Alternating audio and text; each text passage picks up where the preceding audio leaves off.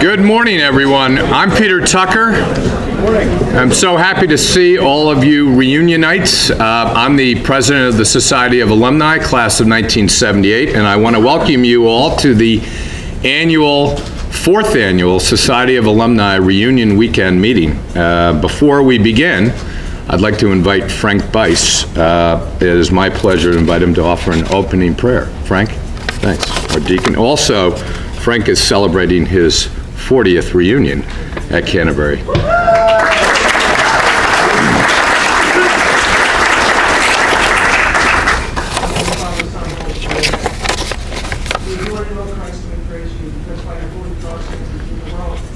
Dear Lord, please bless our alumni, our faculty that are retiring today. We are your prodigal children, Lord. Please welcome us home. You know, throughout your Old and New Testaments, Lord, you only require one thing, and that's faithfulness. Please let everyone in this room know that you love them because of their faithfulness. You're here for them. You want them to know their home, and that you would bless them all the days of their lives. And we ask this in Christ our Lord. Amen. Thank you, Frank. Thanks to and congratulations on the 40th and the 40th class, and congratulations to all of our milestone classes, the 2s and the 7s. So great that you're all here to celebrate. We thank you for attending and delighted we've got a great weekend of weather. The Society of Alumni began 4 years ago under the inspiration of Jim Briggs and 15 of us, and I hope you'll see a little bit of a difference if you have not been back to a reunion weekend.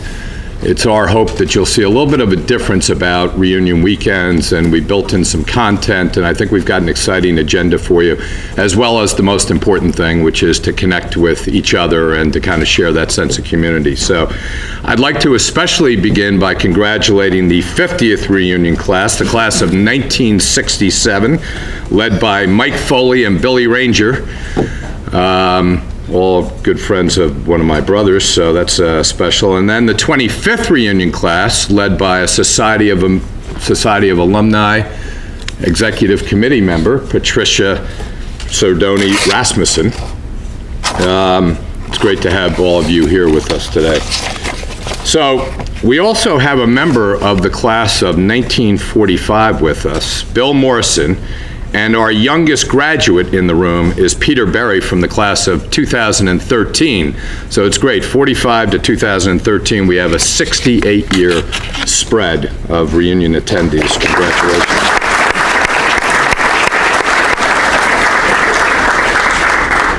We have several members of what we kindly refer to as the old guard. As I get closer to this, I call them the new guard, which are classes that have graduated more than 50 years ago. So we welcome the classes of 1956, 1957, and 1962. So many alumni have traveled far, near and far to attend this weekend. We have alumni from Arizona, California, Colorado, Connecticut, Washington, D.C., Florida, Georgia, Indiana, Maine, Maryland, Massachusetts, Missouri, New Jersey, New York, North Carolina, Ohio, Pennsylvania, Rhode Island, Texas, Vermont, and Virginia, which is one of the unique things about Canterbury. There are so many private schools. Brazil! Wow!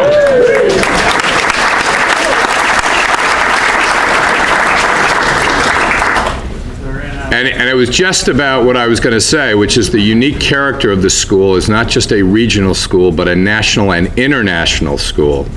So thank you for all of you from representing so far and wide. So also welcome to the class of 1977, which has the largest number of alumni in attendance this weekend. The classes of 2007.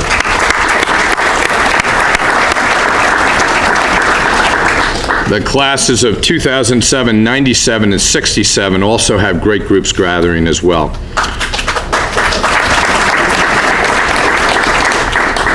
We only have males. That's right. It's a good thing once we got to the early 70s. That's all we can do. We are also, kind of a neat thing this year, we're also very honored to have relatives of our former headmasters joining us today. So grandsons of our founder, Nelson Hume, welcome Chris and Greg Hume. They should be here. Both from the class of 1972. And we have nephew of our second headmaster, Walter Sheehan. Welcome Gary Sheehan, class of 67, and John Sheehan, class of 1972. The nephew of our fourth headmaster, Rod Clark, from Rod being 1946, we welcome Rudy von Bermuth, class of 1962. And we welcome Rachel Stone to your first Canterbury reunion weekend. This weekend marks the last of all your firsts. Rachel, this is the culmination of a complete year at Canterbury, and which comes to a close. And we say that we saved the best for last. So thanks.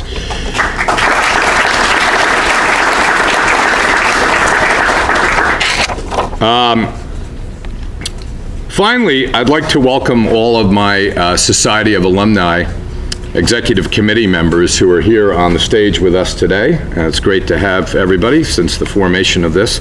So Victoria Rovin, class of 81, Victoria Bondonis Rovin, class of 81. Tom Esposito, class of 1980, is here. Will Finn, class of 07, he's celebrating his 10th reunion. John Gaffney, class of 1990. George Malamy, class of 74. John Niles, class of 68. And Patricia Sardoni Rasmussen, class of 92, and her 25th reunion.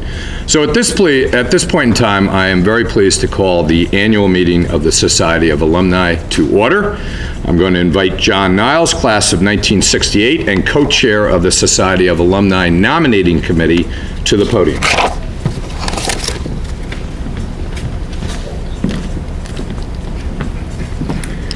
Good morning and welcome. Thanks, Peter.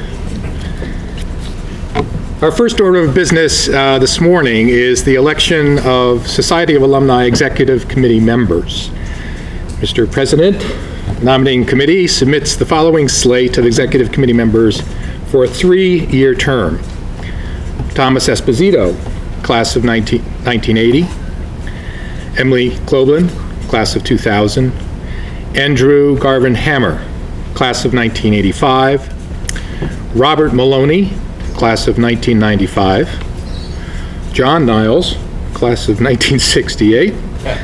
And William Macy Steers, class of 2004. Are there further nominations from the floor? Hearing none, I declare nominations closed, and we will now move to a vote.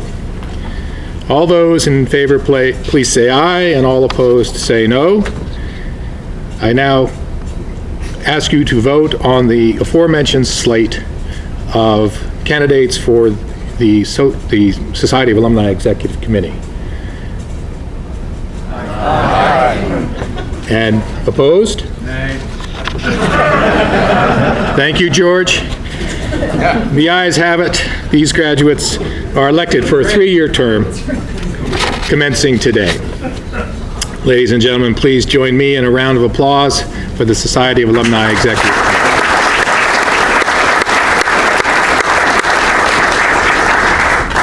Our next order of business is the election of honorary members of the Society of Alumni. This designation is bestowed upon non-graduates who have adopted Canterbury School as their own through uncommon and long-standing service, and who've made significant contributions to the school's mission and reputation for excellence. Mr. President, the nominating committee submits the following beloved members of the Canterbury community for election as honorary members of the Society of Alumni. Kathy Bolster, 34 years of service to Canterbury School. Sandy Bean, 35 years of service. Vivian and Guy Simonelli, 36 years of service. And J.P. Manler, 46 years of service to Canterbury School. We will now have a vote.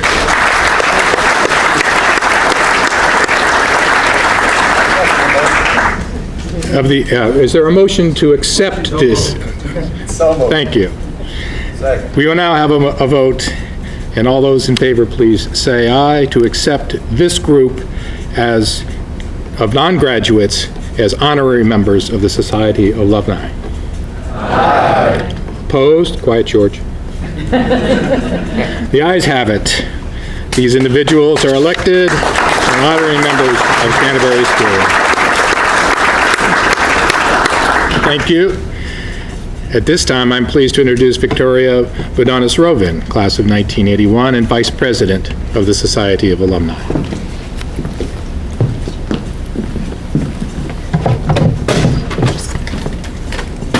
Whoops, making a mess up here. Good morning. Our recognition of these esteemed Canterbury teachers and administrators does not end with the formality of the vote just taken. In establishing the criteria for honorary alumni, we realized that the qualities of those we deemed worthy matched the incredible dedication and passion of our very own Jim Briggs. Jim, raise your hand for those who don't know you. Jim is a member of the class of 1956.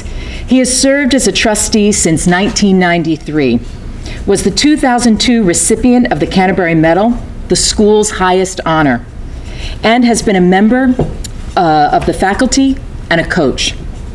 And in 2014, Jim's vision and leadership was the inspiration for creating the Society of Alumni. Jim, you are the reason that we are sitting here today. 4 years ago, you were the vision behind formalizing our Society of Alumni. With careful thought and a nurturing hand, you have helped shape our infrastructure, governance, goals, and objectives. You have allowed the ideas and initiatives to evolve as our own, and you are always there to steady us with a guiding hand. Jim, the fellowship that follows through Canterbury alumni community today owes much to your far-sighted leadership. You have ensured a role for alumni in making Canterbury a special place, today and always.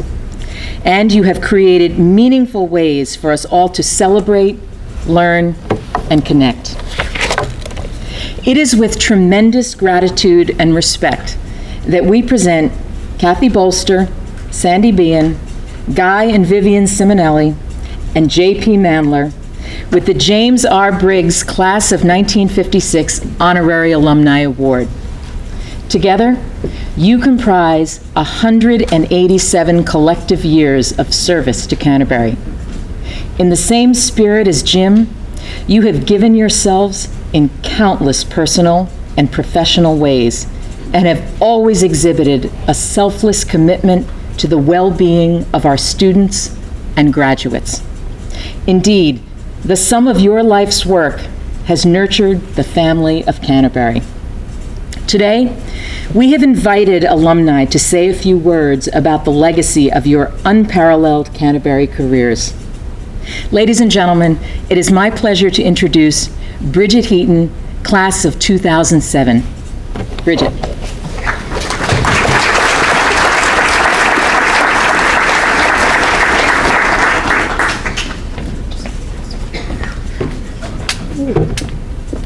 There's a little bit of a mess up here. Okay. So I am can you hear me? That's good? Okay. I'm extremely honored to be here today to help present Sandy Bean the James R. Briggs 56 Honorary Alumni Award. I was lucky enough to attend this year's Women of Canterbury dinner, where Mrs. Bean was honored as Woman of the Year. Everyone's emotions were running very high that night, as about a dozen or so past Women of Canterbury presidents came back to honor her, and everyone shared their love of Mrs. Bean, their memories from her years in the classroom, and collectively, the group reflected on the impact she's had on their lives today. However, that night, not everyone was as sentimental about the occasion as I was. Many of you don't know me, and even if you do, I don't think you know me well enough to know that I am an emotional basket case. It's true. I cry at commercials, movies, literally acts of kindness on the internet. A lot moves me. So cue a Women of Canterbury dinner honoring the retirement of a teacher that's had an incredible impact on my life, and I was a wreck. I couldn't hold back my tears at the event because it was such a moving and reflective celebration. What's kind of funny to me is that I was asked to present this award, give this award, because of the fact that I was so emotional at that dinner, which in hindsight is a risky move, giving me a mic and a podium to celebrate Mrs. Bien, very risky move. But don't worry, I'll try and keep it together today.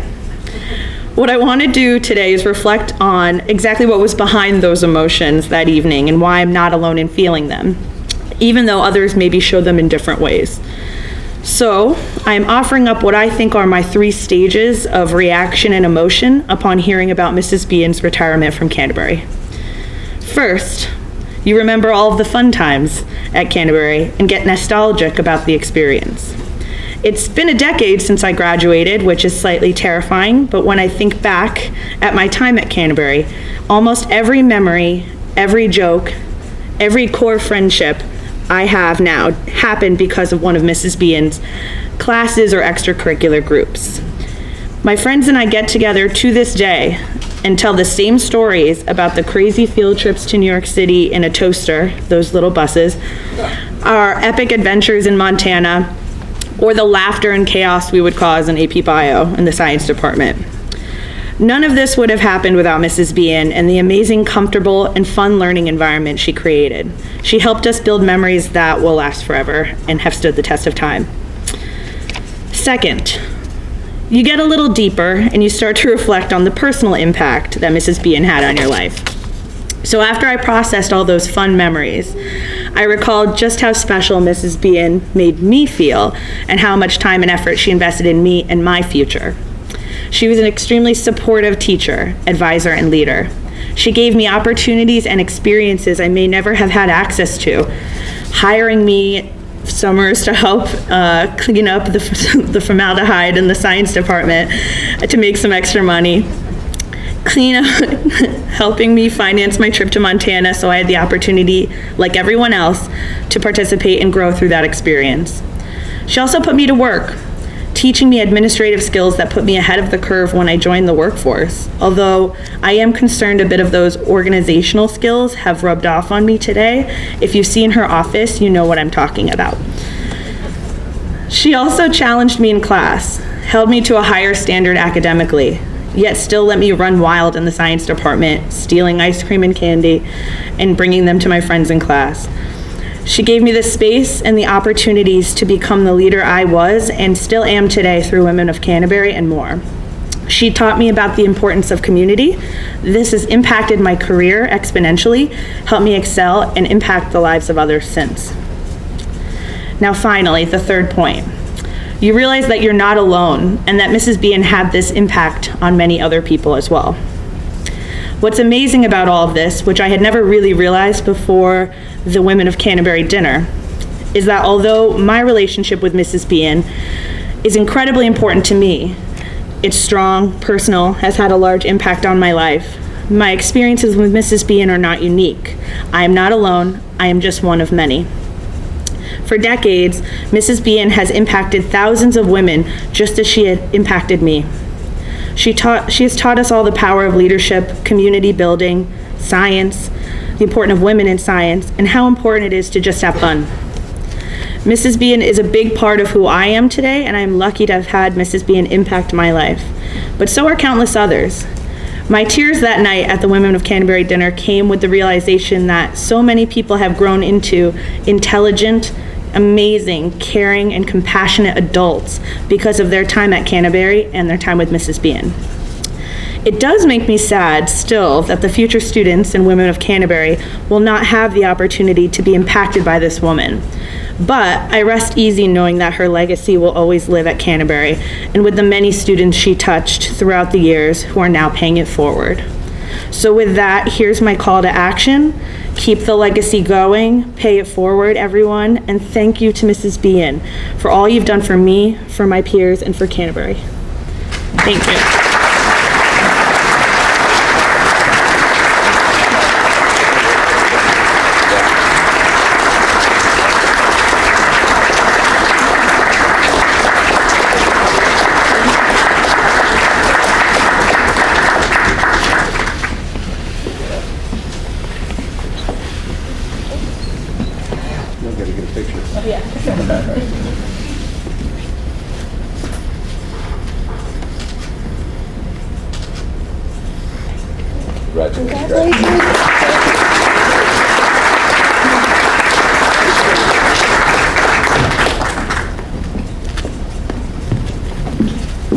Thank you, and congratulations, Sandy. It's now my pleasure to introduce Chris Bolton, class of 2004, and Ian Bolton, class of 2007. Chris and Ian.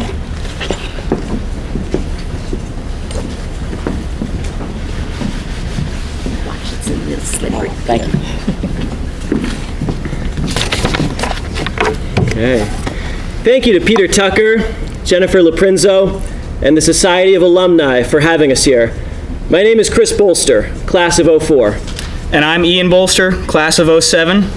We're here to help honor our mother, Kathy, who upon her retirement will have served at Canterbury for 34 years. It's such a privilege to help in honoring our mother, who wrote the book on Canterbury. Literally, she wrote the book. If you haven't heard of it, it's called Canterbury School, the First 90 Years. You can buy it on Amazon for a very reasonable price.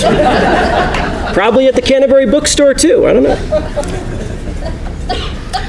Obviously, Canterbury has been a huge part of our lives, as we basically grew up on campus. But Mom's involvement in Canterbury has been a huge part of our lives too. I mean, we've seen firsthand what a difference she has made over her career here. As many of you might remember, Mom started at Canterbury as the school librarian, and her office in Steele Hall became a favorite part of her students' and advisees' days to hang out in. She later became a computer teacher and co-chair of the technology department. Eventually, she moved into the administration as an academic dean, and later, the director of studies.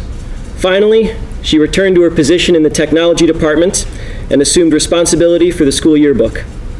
Along the way, she taught computer classes, coached volleyball, and crafted the school's website many times over.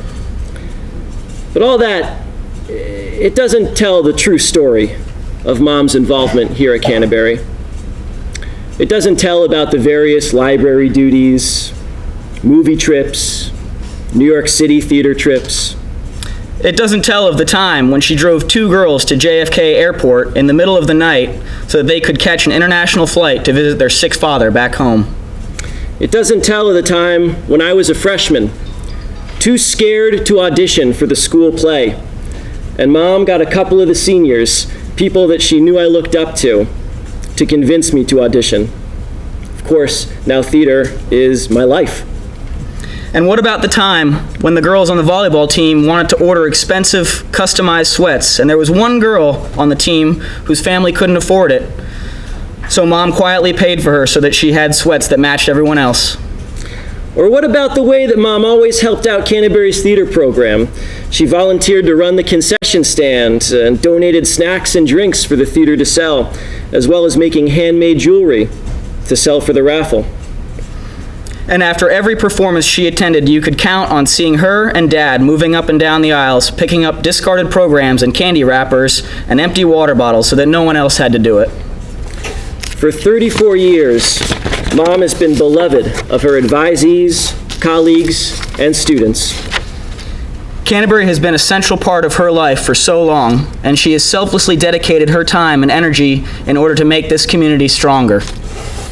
Mom, throughout your career, you've been a remarkable role model to countless students and to me. Thank you.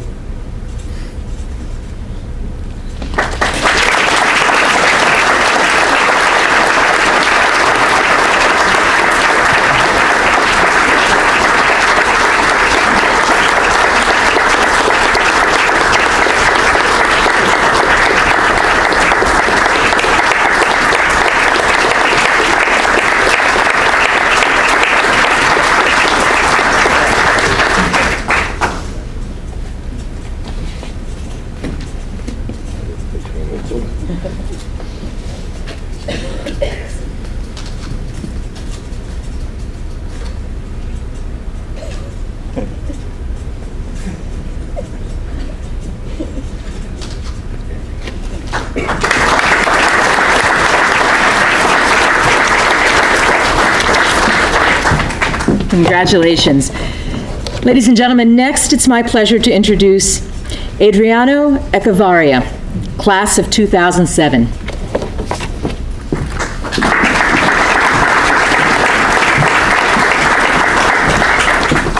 It's great to be back.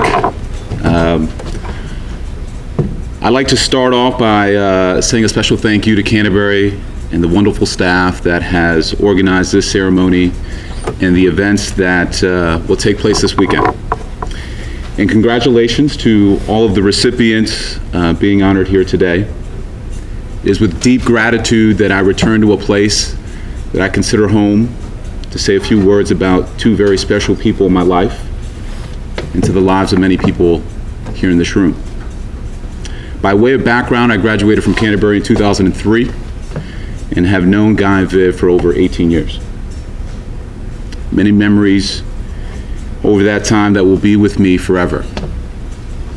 One that sticks out, 2002, Simon was receiving his second yearbook dedication at that time. He walks up gracefully, accepts his award, and at the end of his speech, he looks out into the crowd of students and he asks them, "How do you eat an elephant?" As you can imagine, no one knew the answer to that question. Later on that night, I walked to his classroom underneath the chapel, and he provided the answer, and he said, "One day at a time, my son."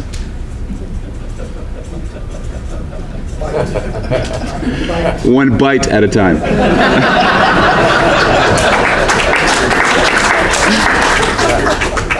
But this is the methodology of how Viv and Guy live their lives, one day at a time. What he was teaching us is that we are all strangers to the truth, and there will be moments in your life that you will never be ready for. How you approach life is to have patience and faith in everything that is unresolved in your heart and in your mind, so that one day you can live your life into the answer, one bite at a time.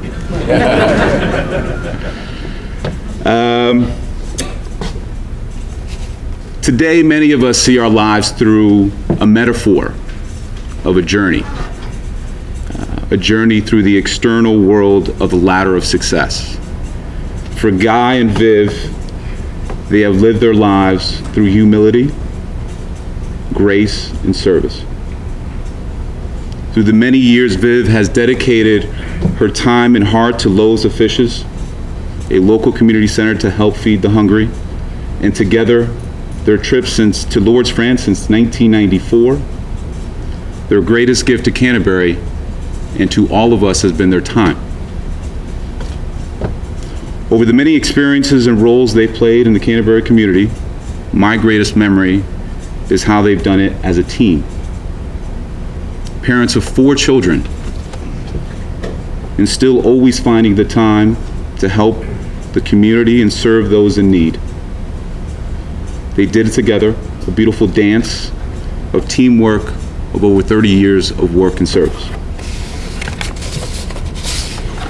I leave you with one more story. 2003, I was accepted to Fordham University, and unfortunately my mother and I couldn't afford the cost.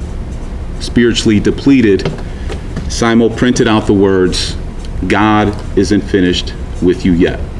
Go post it on your wall in your dorm room and think about it. About a month later, Simon slides a name across his desk and he says to me, "We're going to write this person a letter and let's see what happens." I thought he was crazy. 2 weeks, about a month later, I met Oscar de la Renta, who committed to pay for the balance of my education at Fordham. My life was forever changed after that. Magic happened in that classroom, beneath the chapel. And I'm one of many kids that Simon has taught and mentored over his magnificent career, whose lives will forever be changed because of the time and love that you have given. Many others and myself never wanted you to leave. Your wisdom and leadership is irreplaceable.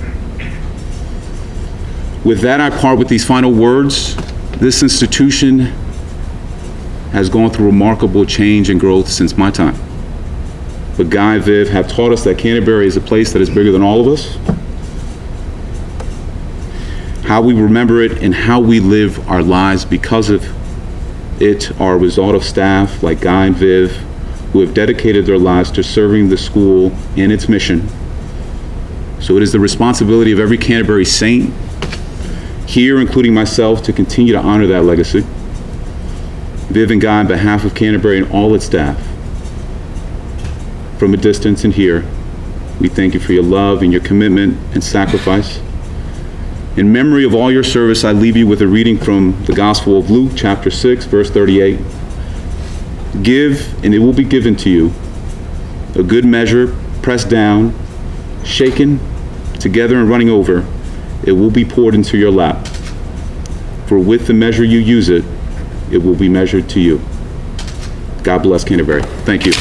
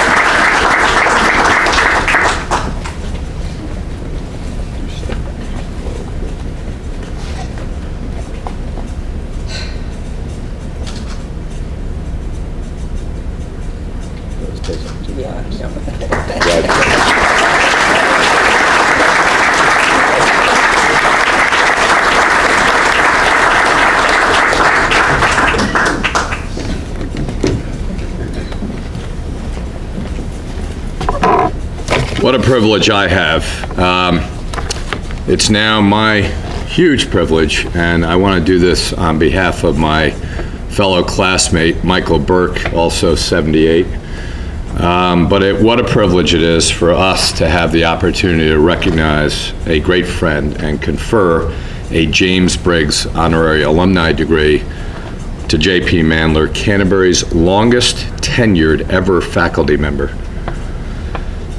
This spring marks the 46th year here at Canterbury. Unbelievable, JP, almost half a century. And he never aged, because I was here in 1974. JP was in his fourth year, just having arrived in 1970. It was in 1970 when Jules Vio and then headmaster Walter Sheehan recruited JP from Assumption Prep School in Worcester. And what a treat that's been for us. JP has served 5 of Canterbury's 6 headmasters, missing only our founder, Nelson Hume. Obviously, JP's contributions are beyond boundless, but let me just give you a feel for the roles JP has held at Canterbury for the last 46 years. These are going to be a little bit in random order because, like JP's career, when you do everything, it moves around quite a lot. So, English teacher, English department chair, Latin teacher, French teacher, yearbook advisor, drama coach, director of studies, director of technology. On the sports front, lacrosse, soccer, hockey, and squash coach. Dean of the school, dean of faculty, a dorm parent in North, now Duffy House, Carmody and Havemeyer houses, and Manler House. Now, many of you don't know Manler House, but more on that later. Nelson Hume believed education was not just academic, but it included the mind, body, and spirit, academics, athletics, and religion. And JP taught us all 3. As a Latin teacher, I remember him saying, having taken his 4th year Latin, non vox sed votum, not words, but deeds. JP, as much as any faculty member in the school's 100 years, lends this institution gravitas. He taught AP English literature so well and for so long that the course became named for him, AP JP. A great tribute. Tom and Christy Cook from the class of 1990 were so affected by his teaching and mentoring that when they established an endowment fund here at Canterbury, they named it after JP rather than themselves. And they were asked about the decision to do so. And Tom and Christy said they described their experience of being taught by JP as a teacher who built passion for a topic by exuding it himself. Being an educator is a true calling. Committing oneself to a single mission of service for 46 years is incredible. JP Manler has served Canterbury for all those years, always putting the school's mission and students first. He is passionate about his craft, totally committed to his students. He is a master teacher and a role model for us all. That was Tom Sheehy in the Pallium. Now author from the class of my class, 1978, now author of over 7 books in print, Stephen Kiernan just remarked a month and a half ago at a book signing at Barnes & Noble in New York City. He said, JP taught me to write a sentence. I now have 4 million words in print.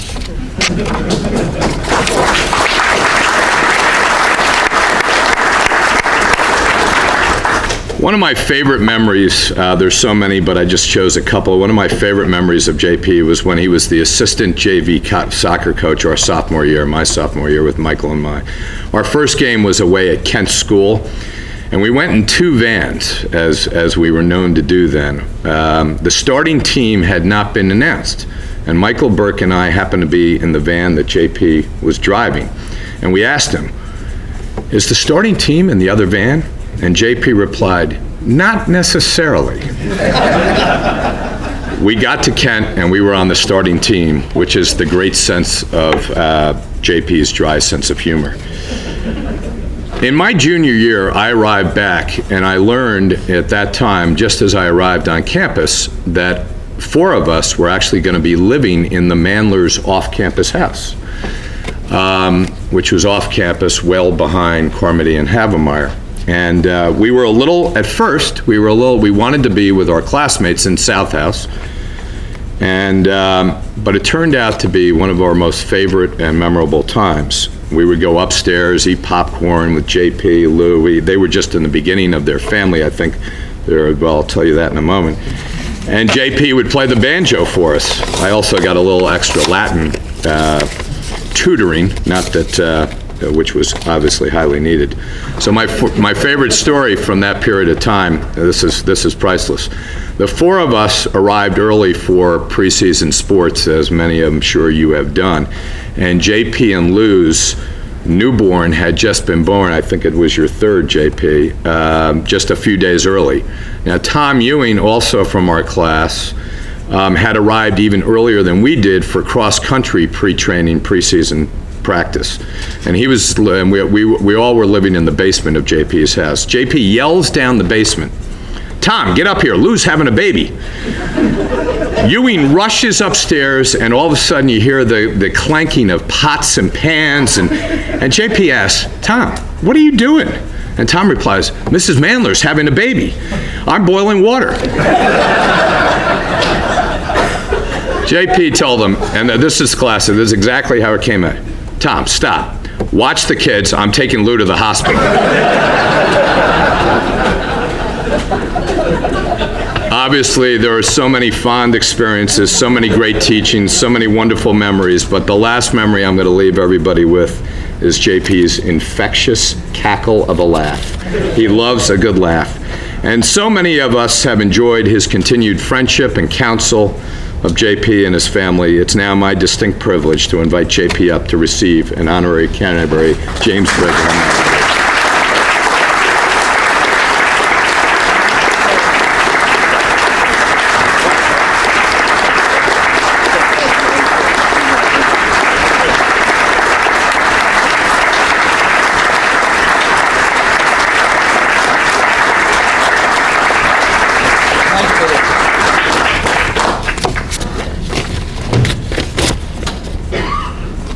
How about another round of applause for all of our honorary degree recipients? Thank you very much.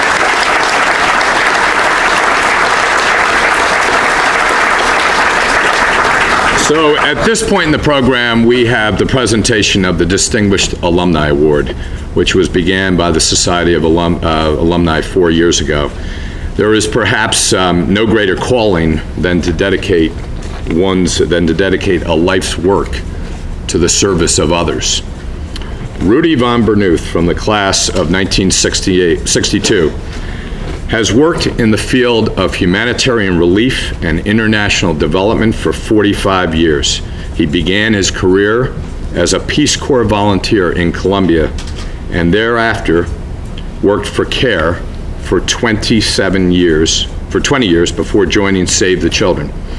He retired from Save the Children in 2015. Prior to his retirement, he served as the International Director of Save the Children International in London, and before that as Emergencies Program Director, in which he had the overall responsibility for the humanitarian work of Save the Children International, 29 members. For many years, Rudy served as Vice President of Save the Children for the Children in Emergencies and Crisis Department, where he supervised all the agency's programs and policies related to emergency response, humanitarian relief, and food assistance. Since 2016, Rudy has been president of the Board of Directors of Hospice and Palliative Care of Oneida, Herkimer, and Madison counties. He also is a regular guest and lecturer on humanitarian issues at Syracuse University's Maxwell School. Rudy graduated from Columbia University in 1966 and attended 1 year of Fordham Law School, after which he joined the Peace Corps. Over the span of his career, he has directed response efforts in Africa, Ethiopia, Bosnia, Croatia, Iraq, Rwanda, Sudan, and the Indian Ocean tsunami response, among others. In the year 1966 and 67, he served as Executive Director of International Council of Voluntary Agencies based in Geneva. He served on the U.S. Agency for International Development's Advisory Committee on Voluntary Foreign Assistance and was Interactions Representative to the United Nations Department of Humanitarian Assistance, as well as the co-chair of their Disaster Response Committee. In a 1986 Pallium essay, Rudy is quoted, "An experience at Canterbury was a harbinger of how I would later make my career. After graduation, a group of us went to central Mexico to participate in a Yale-sponsored community project there. We spent 2 weeks building a school, hauling concrete up and down ladders in the hot sun. I got a taste in that experience of something very radical and very different from what I've been doing in my formative years." Rudy has parlayed his Canterbury experience into an inspiring career championing the health, education, and futures of children all around the world. Through his professional contributions and personal efforts, he has demonstrated a deep, lifelong commitment to improving the lives of others and to advancing the welfare of humanity on an international scale. Indeed, our fellow Canterbury graduate has left a transformative mark on the world. At this time, I'd like to invite Rudy and Rachel Stone up to the podium to join me for the presentation of the Thomas J. Sheehy III Distinguished Alumni Award. Hold on 1 second.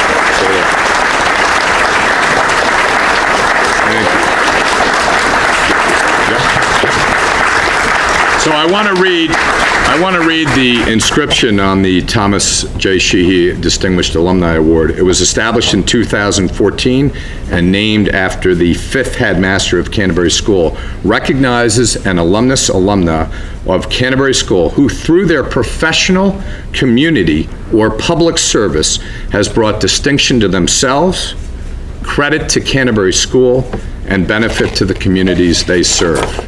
It is with immense pride that we present Rudy with the Distinguished Alumni.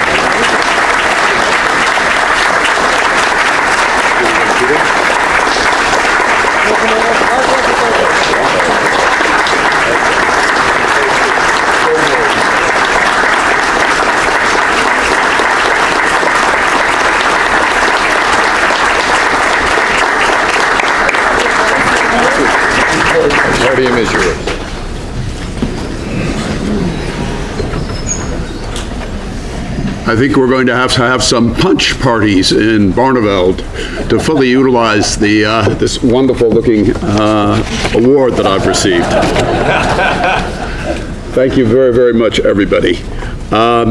It is an extraordinary privilege for me to be here today and to be the recipient of the second Thomas J. Sheehy III Distinguished Alumni Award. Like my predecessor, the first recipient, Jim Hayes, my first reaction on getting Peter Tucker's phone call was to be flabbergasted and very surprised. My second reaction was to be deeply grateful to the Society of Alumni for their recognition. Canterbury has played a very special role in my family and has permeated my life from a very early age. A number of my relatives have attended Canterbury, including my uncles James S. Kiernan Jr., Canterbury's oldest living alumnus, who sends greetings today, and Rod Clark, the school's fourth headmaster. Many of my cousins have also attended, and in 1993, I was the proud father at the graduation of my daughter Celia. Celia could not be here today, but sent special greetings to the Simonelli family and J.P. Manler, whom she remembers as great teachers and wonderful mentors, and whom she congratulates on their retirement. The speaker at Celia's graduation was Tom Garrity, class of '63, who was at that time the president of Trinity College, Hartford, of whom more later. Peter Tucker reminded me when we spoke that my son, Oscar von Berneth, had also attended the school, a few decades ahead of his time in his extracurricular botanical experiments. Canterbury opened my eyes to the world and gave me the core skills to navigate it. A world which my parochial school background in Utica, New York, had ill prepared me. At the end of my first week at Canterbury, in John Martiska's freshman English class, he assigned us to write a 2-page paper on Shakespeare's Julius Caesar. When he returned my paper, I remember being somewhat pleased with the B- he graded me for content, but floored by the minus 150 that he gave me for spelling and grammar. Not something they taught in Utica, New York. Canterbury had to teach me to spell and punctuate, but also to write, to read with a critical eye, and at least at times to think clearly. Skills that have proved the foundation for whatever I have accomplished. Canterbury's teachers not only taught, often brilliantly, but also served as exemplary role models. I was fortunate to study with exceptional teachers, including Jim Moore, Jim Breen, James O'Shea, Father Regis Ryan, and of course, my Uncle Rod Clark, all of whom transmitted not just knowledge, but values. When I graduated from Canterbury in 1962, it seemed very natural, through the intervention of the aforementioned Tom Garrity, to join a group of Yale students from the Thomas Merton Club on a summer trip to Mexico to help build a school in the little town of Huacacotla, north of Mexico City. At 18, my first ride in an airplane. Boy, was I green behind the ears. Having, in a desultory way, studied French and Latin at Canterbury, I was very ill-equipped to converse with my host family when I arrived our first day to the village of Huacacotla. However, some sagacious Yale student had given me what he said would be the key phrase in Spanish for my comfort in Mexico. ¿Dónde está el baño? To my consternation, when I employed the phrase not too long after my arrival, my host, Genio Lopez, quickly had one of his children run to get a towel and a bar of soap.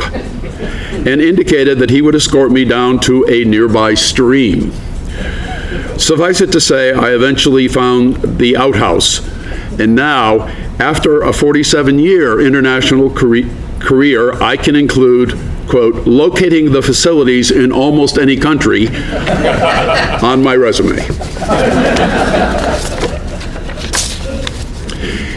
In all seriousness, and with great modesty, I am deeply appreciative of the role that Canterbury played in preparing me for a career that has been such a joy. One last anecdote to conclude my remarks. When I was a Peace Corps volunteer in Barranquilla, Colombia in 1969, the Peace Corps sent a reporter to interview me about my work in an urban slum. At the close of the interview, he asked me if I thought the people I worked with and tried to help in the slum were grateful to me. My response was that my experience working with the community had been so transformative for me and so enriching that it was I who owed them a debt of gratitude. It's not always the case that one realizes the importance of an experience at the time, as was the case for me in Barranquilla, but from today's vantage point, it is clear to me how essential the Canterbury experience was for my subsequent life, and I am most grateful. Thank you.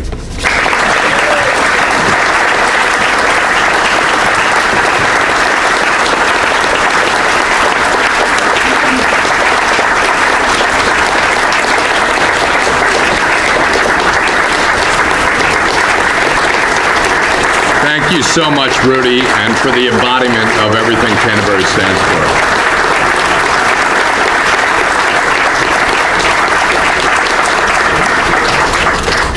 It's now my distinct pleasure to introduce Rachel Stone, Canterbury's 6th head of school. Rachel?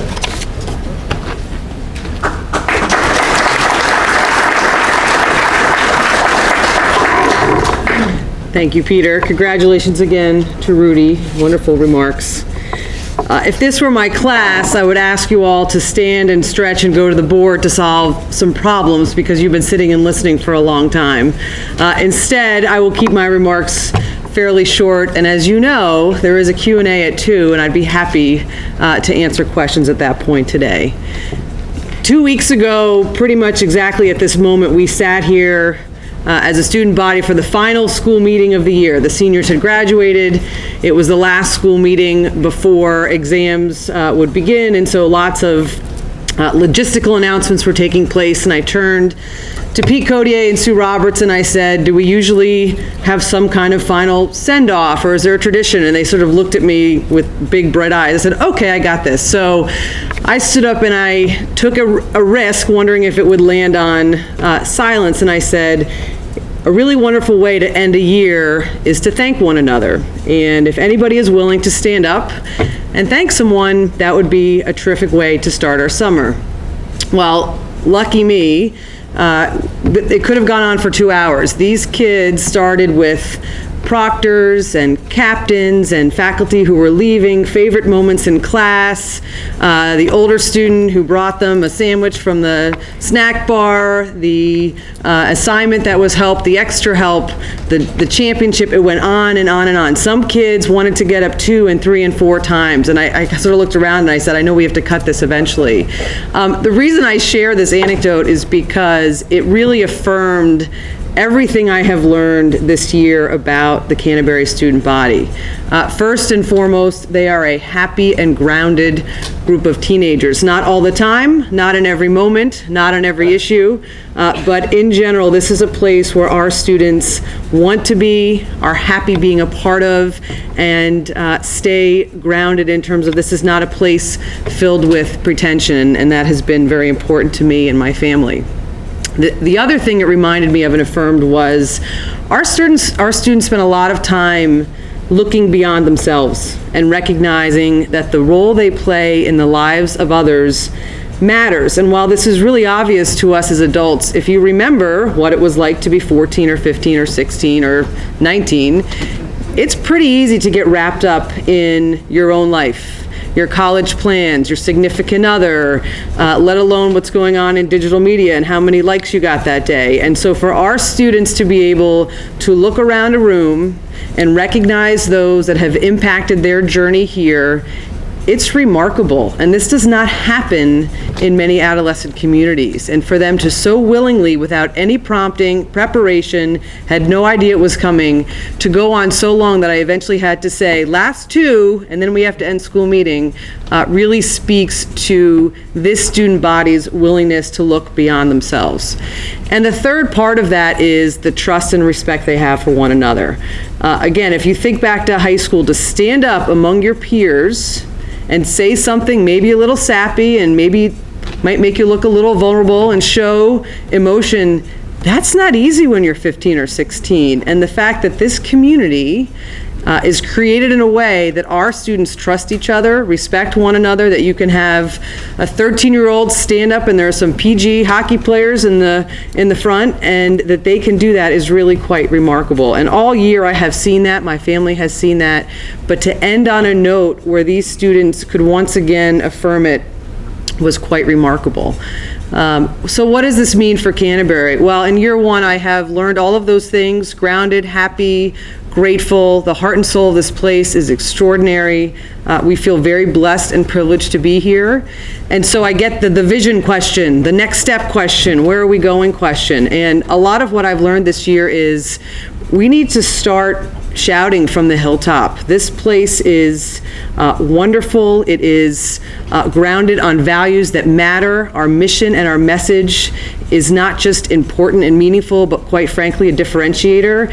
And we need to seize it. We need to take advantage of it. We need to market and message and let the world know the Canterbury School is the best kept secret in the boarding school world. And so it's our job moving forward to make sure families understand that what we do doesn't just matter to us. In fact, it matters. And so again and again this year, that is what I have seen, and I'm happy to talk about more specifics this afternoon. I'll end on one final piece of that. Thank you. One of the last moments was a third form girl who sort of meekly stood up, and she thanked all of the upper schoolers, all the older students, for wrapping around the freshmen, for welcoming them, for being kind to them. And again, if you think about what it can be like to be a freshman in high school in this day and age, and to feel separate and on an island, and that you've got to earn being at a school, that doesn't happen here. And so for her to stand up and say to all of the other students, thank you for making my third form year a wonderful year, speaks volumes to our students and what they believe in. And so I thought that was a fitting anecdote to finish on. You have listened a lot today. I look forward to seeing you throughout the weekend. I will be around. My husband Jim will be here. Our sons, Cullen and Kip, I'm sure will be at the barbecue and in the bounce house and everywhere in between. Please stop us, introduce yourselves if we have not yet met you, but I've been asking everyone to continue to share your stories with me, what brought you here with me, and what keeps bringing you back, because that is the best way for me to continue to steer this ship, is to know all of the pieces that the alumni continue to love and the things that I need to know as we move forward. So thank you.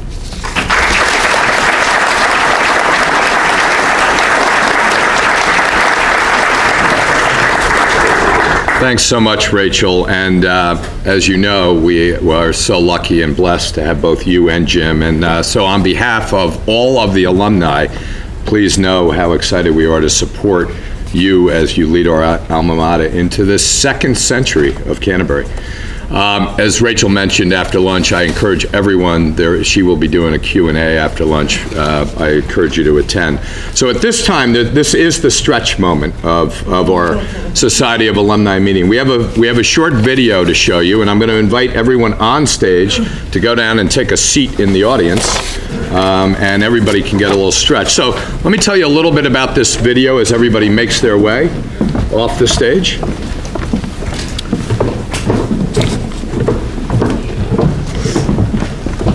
As we've been thinking about the mission of what the Society of Alumni is, and of course the Society of Alumni is about engaging alumni volunteers, the signature piece of work we've been working on is something called, and I hopefully many of you are not, you might be seeing this for the first time, but hopefully you're not, is something we call Canterbury Core. And I'm going to kind of let the video speak about that, but it's core to being a Canterbury person that you care, and caring is about giving back. So I'll let the video do the rest.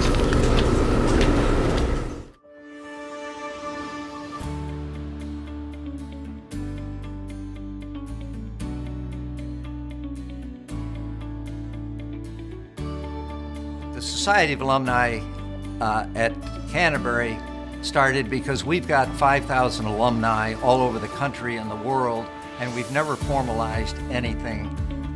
And we do alumni things, and we have got great alumni, but it's never been put together. So Bob Steers, our chairman of the board here at Canterbury, asked me to put together some kind of alumni association. I had done that kind of work at Williams College. So I got a group of 7 or 8 younger alumni. We met in New York for 6 months, once a month. It is now expanding itself like mad because we've got a lot of volunteers around the country. We are going to do a whole lot of new things that these younger folks know that I don't know. And we've got our first regional association. It happens to be in Korea, and we're off and running. We all came to Canterbury with different hopes and expectations. We lived and learned during different decades and under different administrations. We left on graduation day with different memories and experiences. But something happened during those years on the Hill that forever connects us. It's a feeling that starts on our first day at school, and hopefully we carry it with us throughout our life. A feeling of community that is established through all aspects of Canterbury life. Schoolwork, athletics, dorm life, and a deep respect for oneself and others. We are part of a special family, the Canterbury Saints family, a family that is now more than 5,000 strong.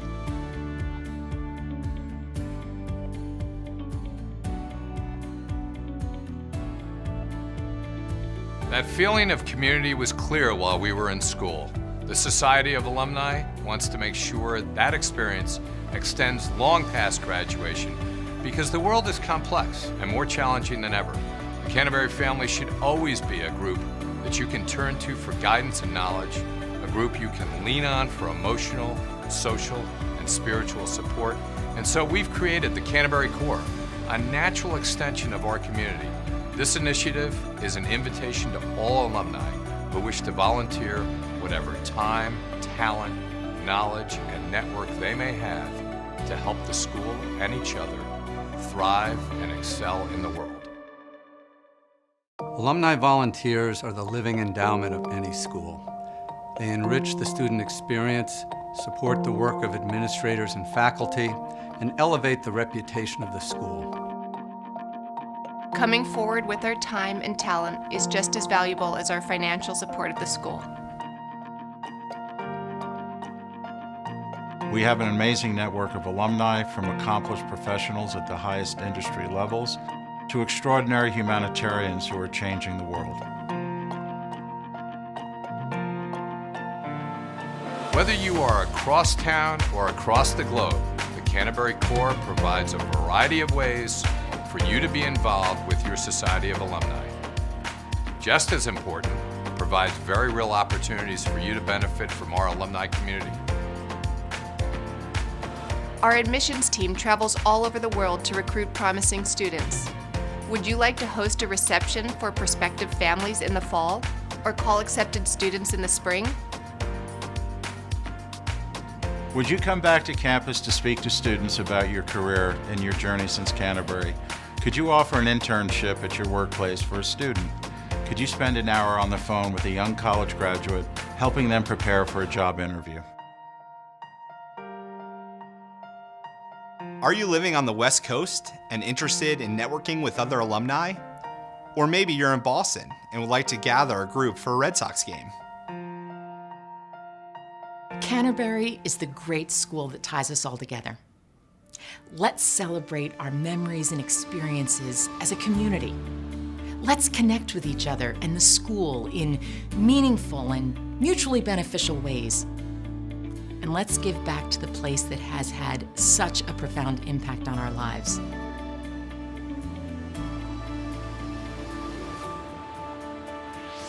The Canterbury Corps is an extremely ambitious undertaking. So to make this happen, we need your help.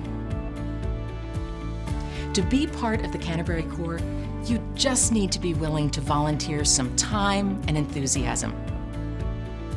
Whether you live 2,000 or 2,000 miles away and have many hours to spare or just a few, there are unique opportunities for you to get involved. Please consider joining us. For more details about the Canterbury Corps, please visit the Canterbury website or call the Alumni office today.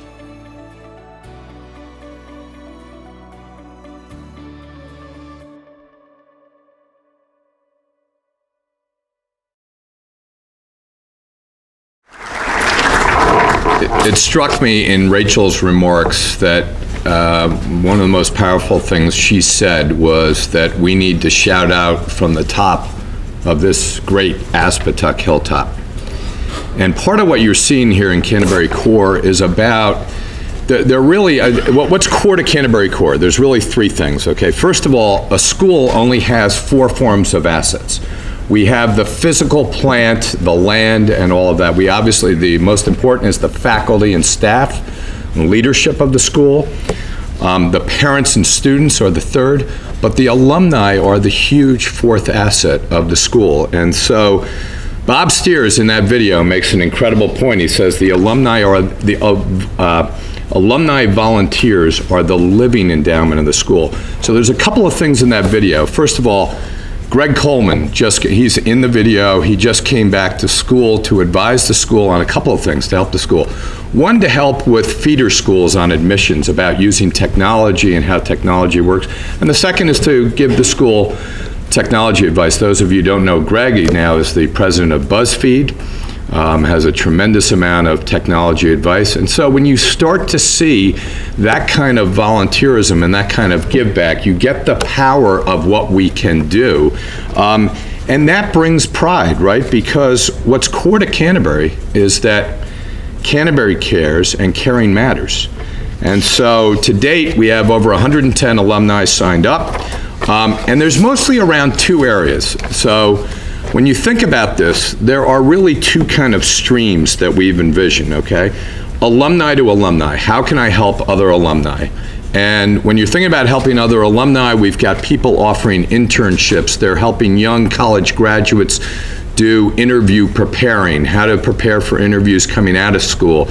They're helping them on all sorts of things. Career networking. We're able to kind of categorize what role you'd like to play, what industry you're in, or what way you'd like to volunteer. So there's alumni to alumni help, and then there's alumni to the school, right? Admissions, communications. We've had a number of alumni helping us in the Society of Alumni working on some of our communications piece.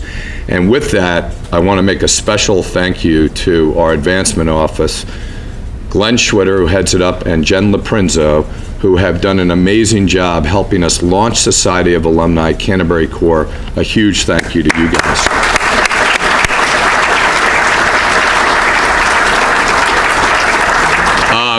You kind of get the sense of how many things are going on, but a big thanks to Keith Angel and Matt Dwyer, who recently joined the board, very involved in lacrosse. They've just launched the Canterbury Lacrosse Association. That whole concept is to kind of engender people who have a common interest around lacrosse, who might be able to aid the school, aid our students in lacrosse, etc. So we've got Corps volunteers helping out in a lot of ways. A lot of it I see as grassroots and also organic. The work will come to you. It will inspire you to kind of give the work. And this is about the pride in Canterbury.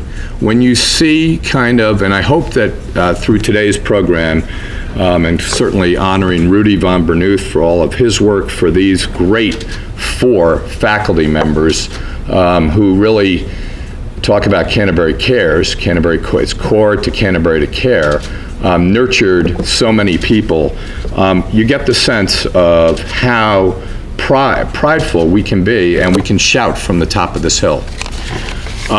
So with that, I'm about to adjourn this meeting, but I want to call your attention to a couple of things that are great on the schedule. There's a great barbecue lunch coming up. At 2 o'clock is the Q&A with Rachel Stone. At 3:15, we have another kind of Society of Alumni initiative, which is the Athletic Hall of Fame. We're going to announce the Athletic Hall of Fame inductees, followed by the milestone annual softball game, of course.